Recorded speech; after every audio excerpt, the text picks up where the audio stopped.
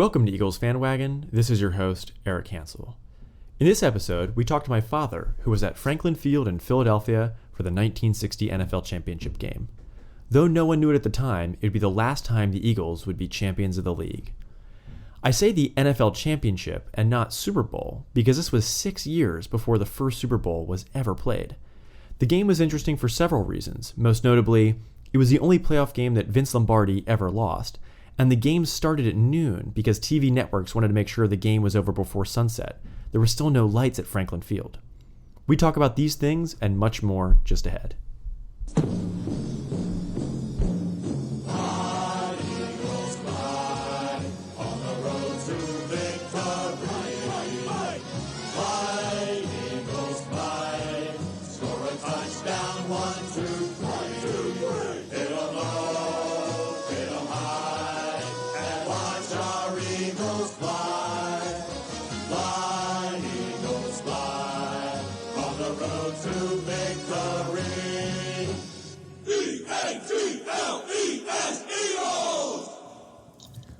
Dad, welcome to the show.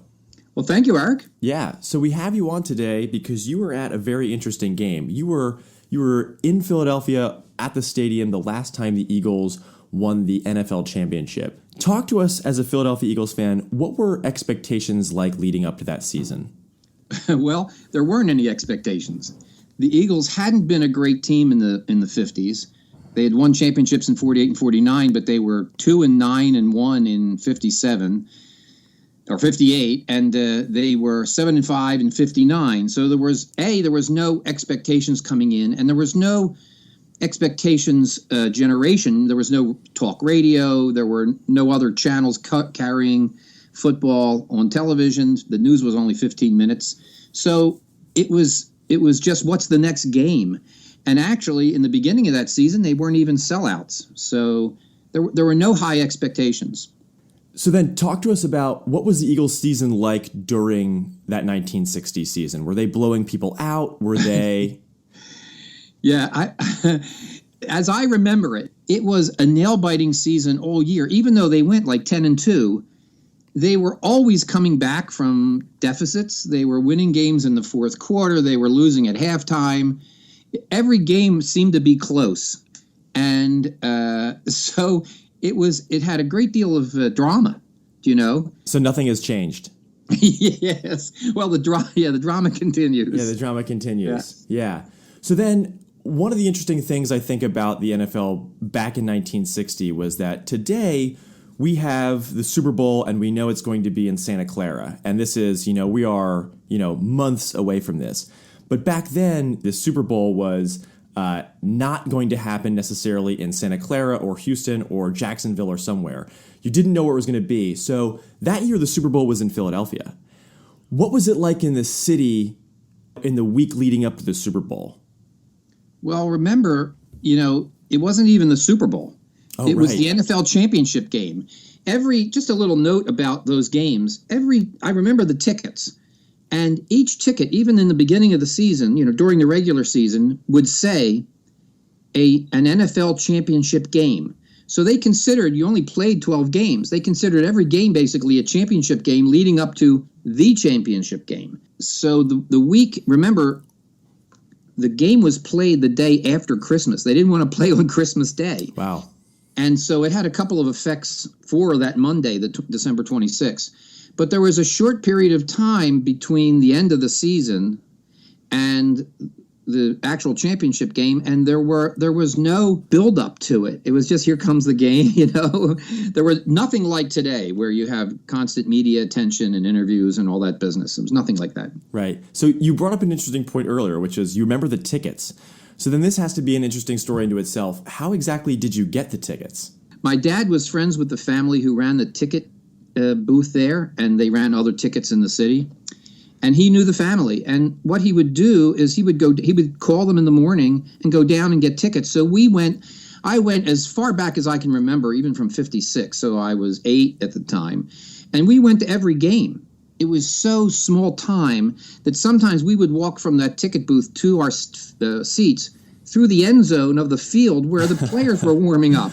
But that wasn't unusual because if you look at NFL games, when the NFL channel shows their history shows, you see fans all over the place, plainclothes people standing over there with the players. It was that kind of atmosphere. So he called them and woke me up at about 8:30 and said, "Come on, we're going to the game." And that's what we did. And then, so you go to the game. I imagine there's some sort of, anticipation of the city at the stadium. What players were you excited to see? Well, let me just set up a scene outside the stadium. So we get Sure. the tickets, and they still haven't opened it up. And the reason they haven't opened it up is because the game is going to begin at 12, and the day before was Christmas. So there was no preparations done prior to the game. Remember, they didn't have all of this time, and the day before has been this big holiday, right?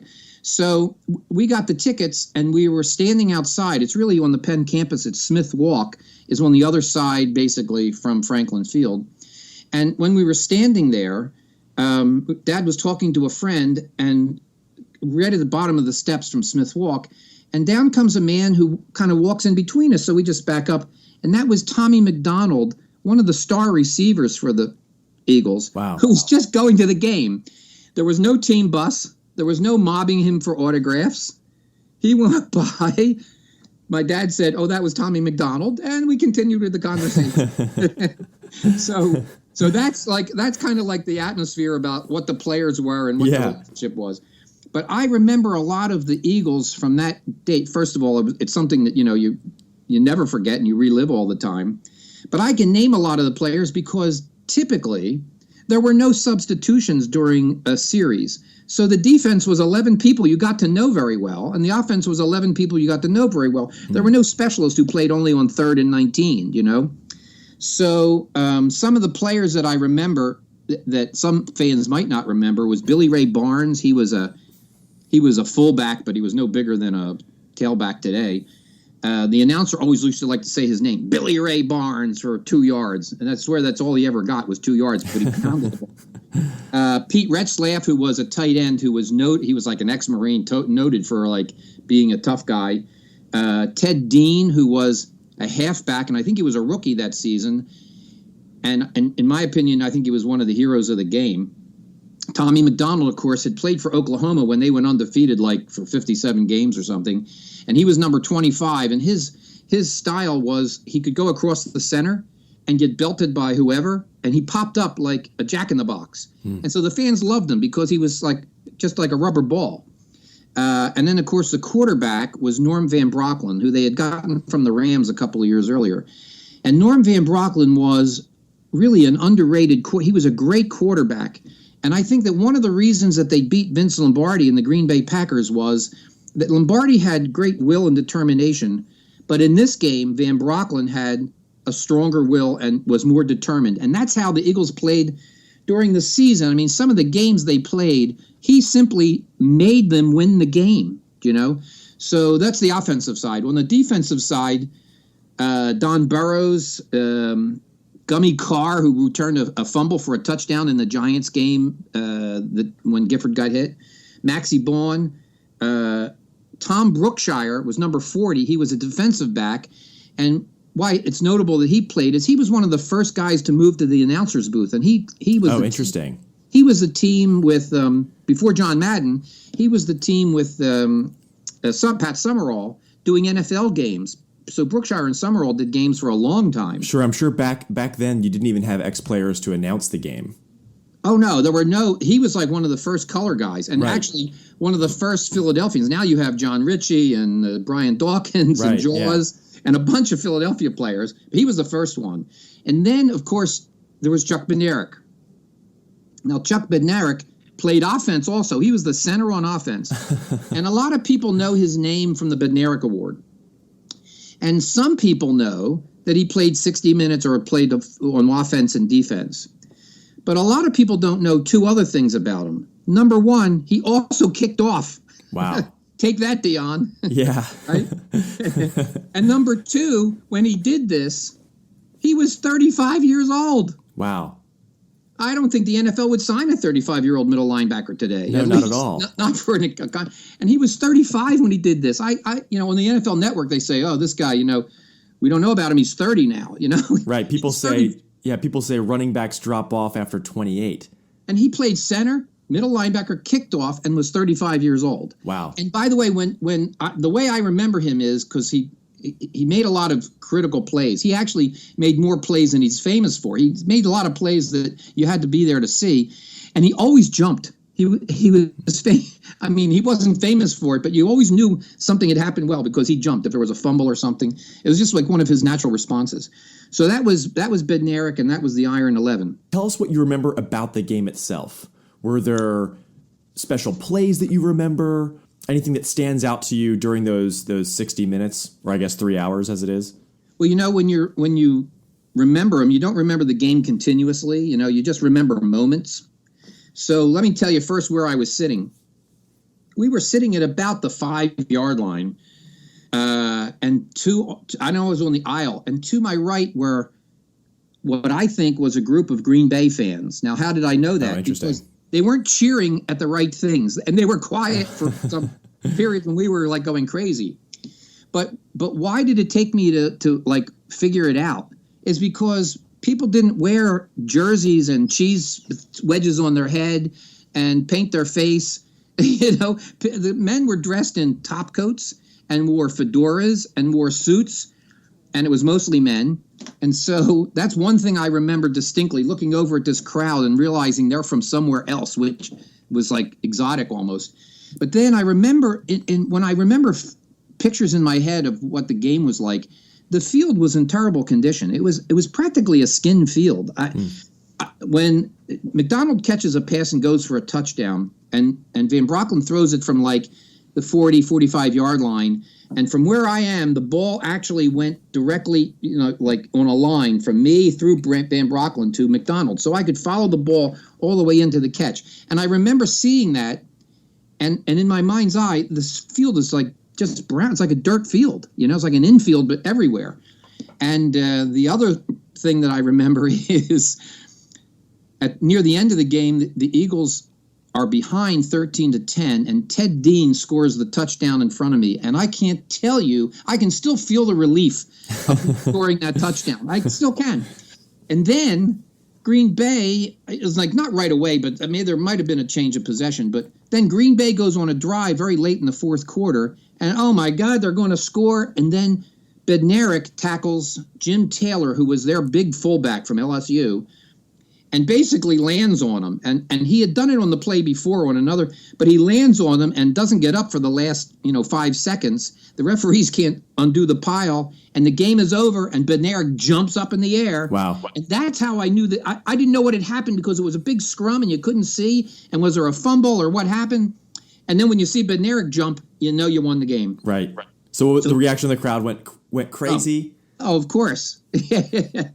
Of course. Because one of the reasons that the crowd went crazy is because the Eagles weren't expected to win.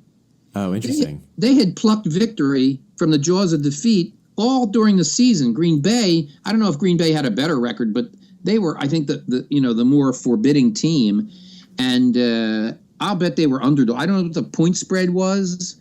I'm sure there was one at the time, but the Eagles had to have been an underdog. They had been a bad team until that year.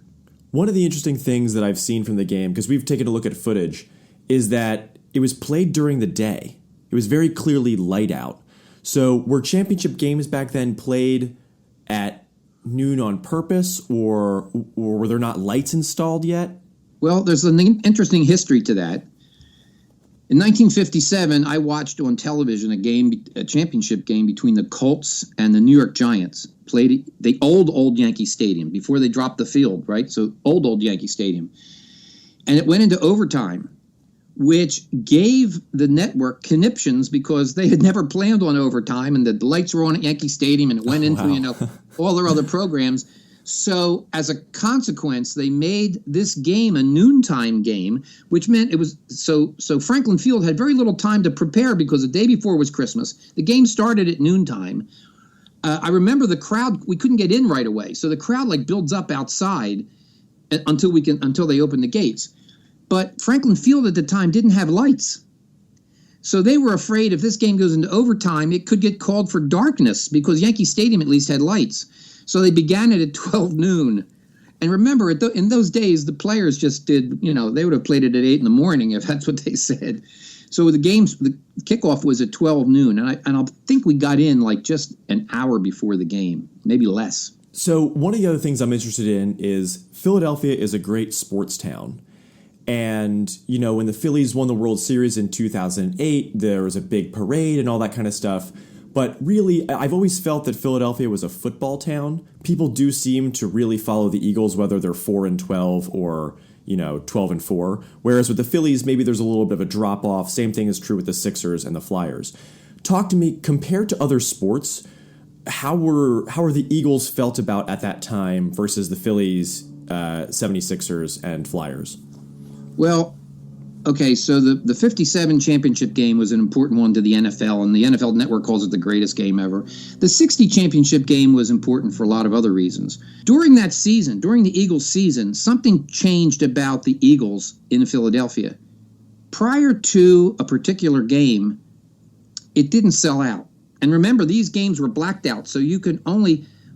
When you watched a game, it was only because your team was playing as a road team against a nearby opposition. We didn't see games against Los Angeles or San Francisco. They weren't on television, and your home games weren't on television, so you didn't see the whole season. And during the season, the Eagles played Cleveland, and it was one of those games that you remember Oakland for kicking field goals at the end of a game and winning when George Blanda was doing that stuff. But it was really unbelievably dramatic, and they kicked a long field goal to win the game. And the previous home game, they only had like 35,000 or so. And the next home game, they were sold out. Wow. And I think that from that moment, the Eagles tickets were hard to get. Yeah. And that was a transformation because the NFL wasn't a big deal until then. Let me put it more in history.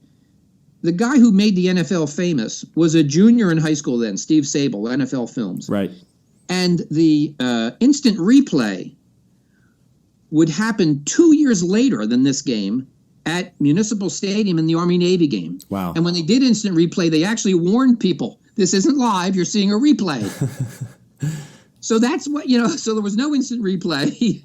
The NFL hadn't become famous from the NFL Films thing. Right. It was that kind of environment, but the Eagles season actually turned middle of the season when they won that incredible game against Cleveland, which was a formidable team. I mean, they had a powerhouse team.